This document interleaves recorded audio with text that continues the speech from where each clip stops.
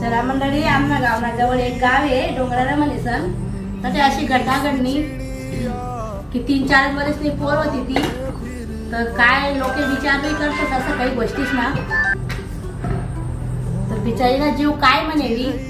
आज तिनं 2 वर्ष त्याशी दगड टाका त्यांनी हराम खोरने तर कितलं खराब वाटणं ते असं. तर तिनं मायबापाच्या कितलं खराब वाटेल तिनं जीव काय म्हणेली.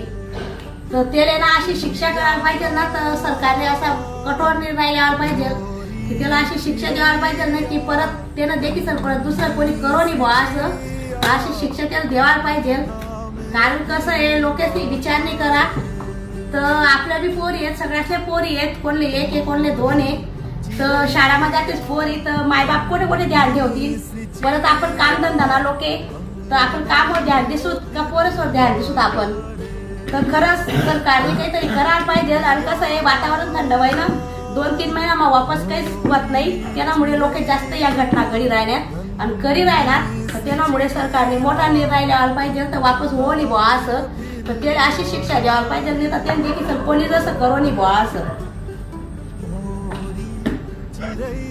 तर आपलं चिमुकली बाळ येत तर तिला न्याय भेटायलाच पाहिजे.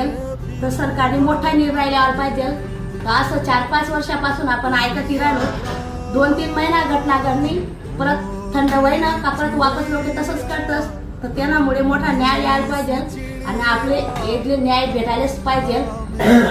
तर जास्तीत जास्त हा व्हिडिओ शेअर करा.